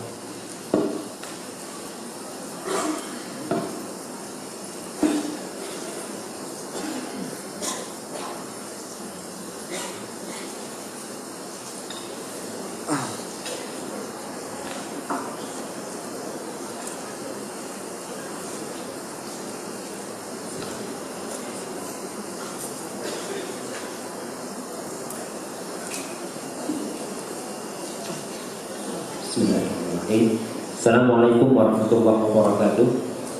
Pak Ustaz, apakah seorang ibu rumah tangga bisa mencapai derajatnya seperti sahabat Rasulullah? Kalau menurut Rasulullah, jangan dikosongin oleh Sallallahu Alaihi Wasallam. Orang yang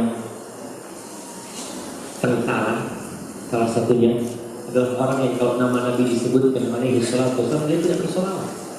Itu tanda kita sudah sementara hidupnya di dunia. Apakah dalam kehidupan sehari-hari yang akhlaknya bisa dirasakan orang sekitarnya? Subhanallah. Para sahabat Nabi itu menjadi cahaya di mana mereka berada. Menjadi cahaya. Kalau ada sahabat Nabi di kampung situ, maka akan terang hatinya. Ada sahabat Nabi di Kufah, terang negeri Kufah. Di Basrah, terang negeri Basrah. Di Syam, Masya Allah. Karena mereka tidak hanya memberikan manfaat kepada diri sendiri, tapi memberikan manfaat kepada orang lain. Ketika Nabi SAW ditanya tentang ahabbun nas, siapakah manusia yang paling dicintai Allah? Anfa'uhum linnas. Orang yang paling dicintai Allah dan orang yang paling bermanfaat buat orang lain. Maka ibu kalau ingin mencapai derajatnya para sahabat Rasulullah SAW, tiru mereka. Punya rezeki bagi sama tetangga, salam ketika berjumpa dengan mereka, berkunjung ke tempat mereka, ada yang sakit dikunjungi, kemudian mereka meninggal sudah takziah, agar mereka merasakan. Jadi muslim itu tidak tertutup. Salah satu tanda teroris yang pertama kontrak, betul. Alhamdulillah. Oh ini kontrak nih, hati-hati nih. Jenggotan kontrak. Jadi gimana, sudah harus punya rumah sendiri? Yang nggak, maksudnya jenggotan kontrak tertutup. Biasanya tidak mau bergaul dengan mulai tertutup dia. Apa sih yang disembunyikan oleh seorang muslim? Apa ada ajaran Islam yang disembunyikan dari Al-Quranul Karim? Nggak ada. Kalau orang-orang mau melihat agama kita, ini Quran kita ini dicetak jutaan kali kau baca, artinya juga ada. Mau pakai bahasa juga ada. Itu agama itu. Nggak ada yang kita sembunyikan tentang agama kita ini. Jadi ibu berusaha untuk baiklah sama tetangga, bersabar. Kalau sudah bergaul sama tetangga akan terjadi gesekan, dan gesekan itu biasa. Jangan gara-gara tetangga ngomong gak enak, aduh aku gak mau kesana lagi. Jangan. Kalau ibu gak mau gesekan, mungkin hidup di hutan, tapi tetap bergesekan dengan macan. Tapi alhamdulillah gesekannya kita sama manusia. Alhamdulillah. Dan cari alasan kenapa dia kok berubah umpamanya. Kadang-kadang kita lihat satu kali mana kok berubah, ada apa maksudnya? Coba tanyakan kepada dia. Kadang enggak ada masalah ya. Kita kadang-kadang ngomong itu, kita ngomong nih. Menurut kita omongan kita ini gak ada masalah, tapi ternyata sakit hati dia. Maka sering-sering minta maaf sama teman. Belum lama ini saya ditinggal wafat anak saya yang baru berusia 9 bulan. Jika nanti saya wafat, apakah di alam kubur saya bisa bertemu dengan mereka anak saya? Apakah syaratnya agar saya dan suami bisa diberikan syafaat oleh anak saya? Di alam kubur akan terjadi tazawuj, saling berziarah antara kaum muslimin. Bagaimana wujudnya? Wallahu a'lam bishawab. Karena itu tidak alamnya berbeda. Maka kita kalau datang ke kuburan, kita ucapkan salam kepada mereka, mereka jawab. Kita datang ke kuburan itu, Assalamualaikum ya ahli diyar minal mu'minin wal muslimin, inna insyaallah bikum lahiqun, nasallallahu lana wa lakum al-afiyah. Mereka sudah jawab. Waalaikumsalam warahmatullahi wabarakatuh. Dan terjadi tazawuj, tapi bentuknya bagaimana? Wallahu a'lam. Kemudian bagaimana supaya mendapatkan syafaat dari anak? Sabar dan ridho dengan takdir Allah Subhanahu wa taala. Karena ada seorang ibu, subhanallah, ketika anaknya meninggal banyak yang dia salahkan. Suaminya disalahkan pertama. Abang ini gara-gara anak udah ngomong berangkat ke dokter, nanti abang gak ke dokter. Udah ke dokter, anak kan udah ngomong sama bukan dokter yang itu, dokter yang ribut semua di sana. Apakah kalau dia marah anaknya bisa hidup lagi? Tidak. Maka katakan qadarullah wa ma syaa. Katakan inna lillahi wa inna ilaihi raji'un. Allahumma ajurni fi musibati wa akhlif fi khairan. Bagaimana kiat-kiatnya untuk selalu ada di jalan seperti mereka yang terdahulu? Rasulullah SAW dan sahabat. Anak-anak kayak begitu. Ini yang nulis nih. SAW yang ditulis lagi. Masa yang lainnya bagaimana nggak disingkat? Di jalan nggak disingkat, mereka tidak disingkat, tiang tidak disingkat, pas doa disingkat. Subhanallah. Ini orang-orang yang benar-benar sengsara dalam hidup. Katakan sallallahu alaihi. Makanya anak larang dia hadir ketika Ustaz. Anak ngomong apa? Apa anak ngomongin supaya durhaka sama suami? Subhanallah, hati-hati dulu. Dengerin sekarang. Jadi ibu kalau ingin suaminya benar, yang pertama doa, yang kedua introspeksi dulu. Perbaiki diri ibu, bagaimana menghadapi suaminya. Jangan sok, jangan sombong, jangan merasa lebih baik dari suaminya. Mungkin suaminya punya amalan yang ibu nggak tahu. Tapi diceritakan ada seorang salah yang dia itu puasa tiap hari, istrinya nggak tahu. Dia itu tiap hari pagi dikasih bekal sama istrinya buat dimakan jam. Kan banyak orang tak sarapan ya, kadang-kadang makannya makan siang. Itu dikasih makanan untuk dimakan di jam. Di tengah jalan itu makanan disedekahkan sama dia. Sampai pasar tempat kerja dia, orang-orang berpikir dia sudah makan di rumah. Gak ada yang tahu sampai mati. Subhanallah. Kecuali kalau Allah ingin menampakkan kebaikan itu. Jadi ibu jangan merasa lebih baik, doakan suami. Kemudian setelah itu, cara memberitahu suami itu dengan baik-baik, tanya, nah, itu ada sesuatu yang aku sampaikan, mungkin abang ngerti nih, bukan masalah-masalah. Mau suaminya nggak sholat ke masjid, bang, pahala sholat di masjid itu pahalanya berapa sih bang? Yang kok kurang ngerti bang? Oh, jadi mana kasih tahu? Jadi nih, sholat di rumah itu pahalanya 1, kalau di masjid 27. Kemudian langkah ke masjid itu diangkat derajatnya. Gitu tuh, ngerti udah? Ngerti ya, alhamdulillah, makasih bang ya. Abang nggak ke masjid. Kan suaminya masya Allah gitu ya. Ilmunya banyak, amalnya kadang-kadang masya Allah. Ya anda harus sabar, pelan-pelan gitu.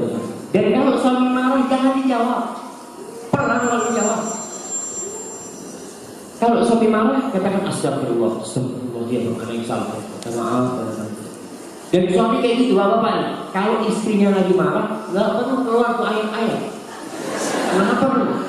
Nih, ya orang lagi marah keluar ayat, dia akan ngomong, ini berapa ayat yang dapat? Anak lebih banyak kan ayatnya, berantem ayat akhirnya. Nah, jadi ketika istri, saya bukan menganjurkan ibu marah, angkat suara, nggak boleh. Tapi posisi bapak, kan tadi sudah saling melengkapi yang kekurangan. Istri lagi marah, diam. Rasulullah SAW istrinya marah, angkat suara, diam. Karena kalau saling marah nggak akan ketemu, tidak akan. Allah begitu.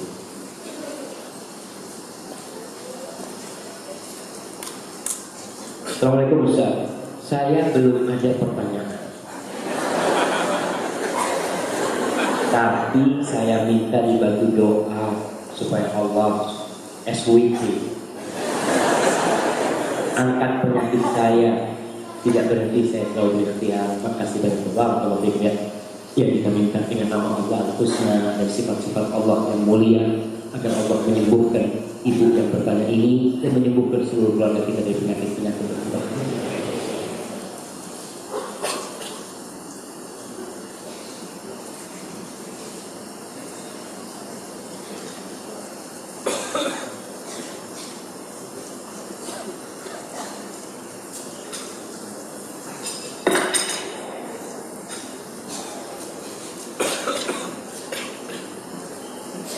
Subhanallah. Ini ada sebuah pertanyaan, Ustaz. Alhamdulillah, Anda baru hijrah dan mengamalkan salaf ini. Mudah-mudahan ini hidayah dari Allah Azza wa Jalla. Tapi sebelum hijrah Anda pernah melakukan maksiat, zina dan lain-lainnya. Bagaimana cara bertobat kepada Allah Azza wa Jalla? Apakah dengan sholat 2 rakaat, dan bagaimana agar taubat Anda bisa menjadi taubat yang nasuha? Mohon penjelasannya dengan sehat dan sabar. Berkaitan dengan orang yang pernah melakukan dosa-dosa besar, maka yang harus dia tahu, Allah mengatakan man ya'mal su'an yujza bihi wa la yajidu min dunillahi waliyyan wa la nasira. Barang siapa yang berbuat dosa pasti bahas, Allah akan bahas. Yang pertama dia harus siap dengan balasan Allah. Allah bakal balas. Tapi dengan kita bertobat, semoga balasannya tidak terlalu pedih buat kita. Dan semoga Allah mengampuni sehingga Allah tidak membalas sama sekali dosa yang kita lakukan. Karena bisa jadi sakit kita itu balasan dari dosa kita yang kita lakukan. Makanya ada orang-orang, kenapa Ustaz Ana kok sekarang kamu susah hidupnya, mungkin kamu punya dosa masalah. Bagaimana cara bertobat dan taubat dan nasuha? Yang pertama, menyesali perbuatan. Dan dari tulisan ini insya Allah dia sudah menyesal. Yang kedua, tinggalkan perbuatan dosa itu dan tinggalkan tempat-tempat yang membuat dia berbuat dosa. Tinggalkan pula teman-teman yang membuat dia berbuat dosa. Kemudian yang ketiga, berniat untuk tidak mengulangi. Apakah perlu sholat sunnah 2 rakaat? Boleh. Ketika dia ingat dengan dosa itu, dia ingat dia dengan dosa itu, lalu dia sholat 2 rakaat, nggak masalah. Dia sholat, dia sempurnakan wudhunya, dia sholat sempurna dan hadis Utsman bin Affan yang melakukan sholat 2 rakaat setelah dia melakukan dosa, kemudian dia menyempurnakan wudhu dan khusyuk sholatnya, niscaya Allah akan mengampuni dosa-dosa. Tapi sholat taubat ini bukan sholat rutinitas. Tidak seperti sholat duha yang ada waktunya tiap hari. Tidak seperti sholat malam, tapi sholat taubat itu ketika melakukan dosa dan ingat dengan dosa. Bukan lagi duduk-duduk, ini ngapain? Sholat taubat. Sholat. Habis duhur, sholat lagi, iya, ngapain? Sholat taubat. Kalau dosa-dosa kecil, itu akan dihapuskan dengan sholat wajib kita dan sholat sunnah kita. Itu akan dihapus. Tapi dosa besar yang kita ingat dengan dosa itu. Kemudian agar sempurna taubatnya menjadi taubat dan nasuha, sebagai bersabda Rasul SAW, wa atbi'is sayyi'atal hasanah. Ikuti perbuatan dosa dengan perbuatan baik. Terus ditambah perbuatan baiknya ya. Semoga diampuni. Adapun yang berkaitan dengan manusia lainnya, maka harus minta maaf, minta dihalalkan, ya seperti itu. Wallahu a'lam.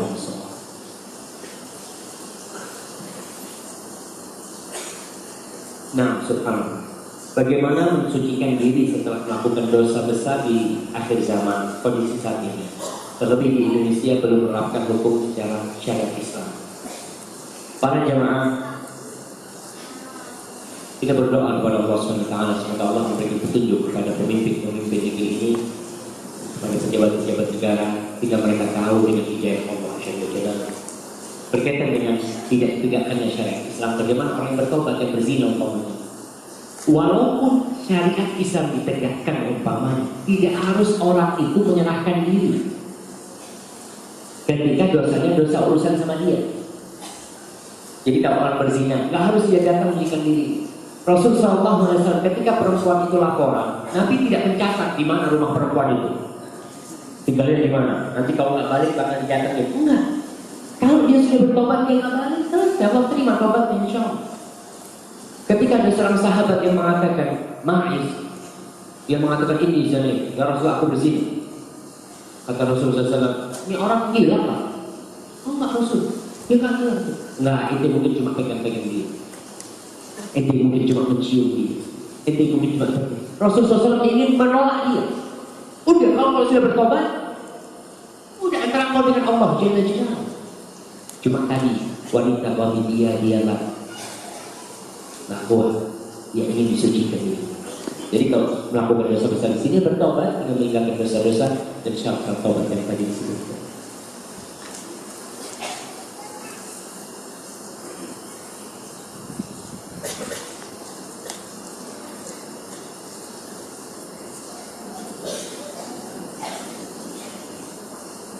Seringkali saat baca Al-Quran, hadis, buku-buku tentang kebesaran Allah, tentang Rasulullah, tulis Sallallahu Alaihi Wasallam, tentang sahabat, maka ini menangis. Apakah hal ini bisa menghapuskan dosa, membuat kita bisa masuk surga? Ada 2 air mata yang, atau hanya ada 1 air mata yang lillahi ta'ala. Kayaknya ini yang terakhir. Air mata menangis. Ketika Ustaz ceramah menangis, mungkin Anda tadi nangis, itu bukan karena takut kepada Allah, karena terharu dengan kisah sahabat. Iya, kita ketika baca kisah-kisah terharu gitu, ya Allah, betul. Beda dengan takut sama Allah. Nangis karena takut sama Allah itu beda banget dengan nangis kita ketika kita. Maka nangis yang karena takut kepada Allah itulah yang akan membuat mata kita tidak tersentuh oleh api neraka. Adapun nangis karena terharu, ya orang terharu lah biasa. Ada kala orang dengarkan ceritanya Nabi Yusuf nangis. Apakah karena takut kepada Allah? Bukan, karena terharu saja. Jadi nangis yang insya Allah lillahi ta'ala adalah nangis yang karena takut kepada Allah, karena dosa-dosanya sudah menangisi. Kalau karena terharu disebutkan ini ya mudah-mudahan. Kalau dia disebutkan karena keagungan Allah, mudah-mudahan itu termasuk yang menghapuskan dosa dia dimasukkan di surga. Saya mempunyai suami yang tidak sholat. Saya sudah sering berusaha untuk mengajak, tetapi tidak ada respon dari pandangan sampai harus saya lakukan. Subhanallah. Perbaiki suami. Karena yang pertama itu pilihan ibu. Apakah dia tidak kafir Ustaz? Memang ada beda pendapat. Apakah orang yang meninggalkan sholat itu kafir sehingga nikahnya jadi batal? Kalau dihukumi kafir, nikahnya jadi kalau dalam mazhab Ahmad bin Hanbal memang ada mazhab yang seperti itu.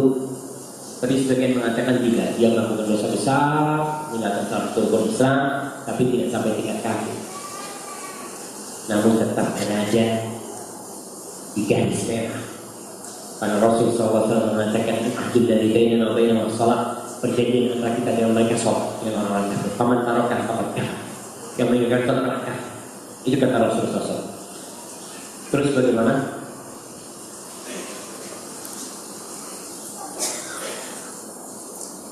Baik.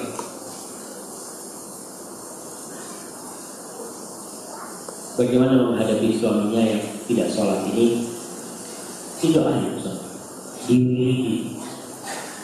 Ibu duduk waktu duha umpamanya, dianjurkan setelah sholat duha itu dalam beberapa hadis untuk membaca zikir Rabbighfirli wa tub alayya innaka antat tawwabul ghafur 100 kali. Untuk dibaca itu terus doain suaminya ya. Kemudian mohon sama suaminya, bang, aku ingin abang jadi imam sekali salat maghrib jadi imam. Kalau dia pernah jadi imam, masya Allah. Ya Allah, abang kalau jadi imam tambah ganteng. Besok jadi imam lagi, terus pelan-pelan ya. Karena suami itu bayi besar, seperti bayi. Kalau diiming-imingin ini macam insya Allah jadi benar. Baik, ini sebagai pertanyaan terakhir, masih ada beberapa hadiah akan ditanyakan kepada akhwat di sana. Udah pegang mic belum? Udah ada mic-nya? Baik. Sebutkan nama sahabat yang berdoa agar terbunuh di perang Uhud. Tadi itu kita bahas. Sebutkan nama sahabat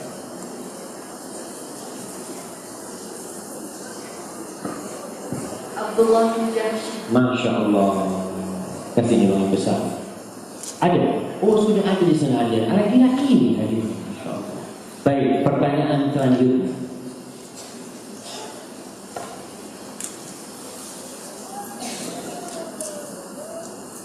Sebutkan nama sahabat Nabi yang kawin sama janda. Nah, sahabat saat diberi wasiat, hampir benar.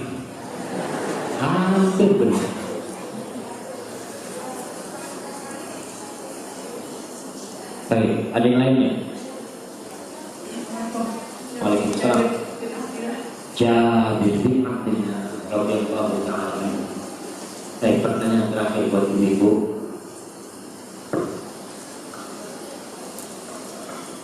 Sebutkan 5 hal yang disenangi sama suami. Baik, apa?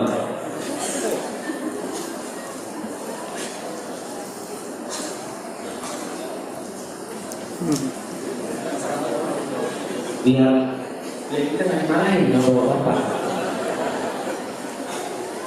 Tafadhali dulu. Assalamualaikum Ustaz. Waalaikumsalam. Ini yang disenangi suami saya. Iya, Islamnya lelaki lah semuanya. Bukan makanan ya. Sikap yang diinginkan. Oleh nggak apa-apa. Yang ibu lihat suami ibu suka dari ibu apa? Menjalankan apa yang diperintahkan dan menjauhi larangan agama Allah kita. Satu, Kemudian menutup aurat sesuai menutup aurat dua. Itu kan sama. Menutup aurat kan melaksanakan perintah Allah. Betul. melayani suami dengan baik, Melayani suami, sabar, penghargaan terhadap suami, menghargai suami, selalu lembut. lembut dalam berkata. Tuh, jangan kasar misalnya gitu. Baik, barakallahu fikum, yang itu sebagai penutup dari kajian kita pada saat ini. Kalau dikenal dari Allah Jalla Jalaluhu, kalau ada yang salah dan kurang berkenan itu dari diri saya sendiri. Allah dan Rasul membebaskan dari kesalahan itu. Wassalamualaikum ala nabiyina Muhammadin wa ala alihi wasallam. Subhanakallahumma wa bihamdika asyhadu an la ilaha illa anta astaghfiruka wa atubu ilaik. Assalamualaikum warahmatullahi wabarakatuh.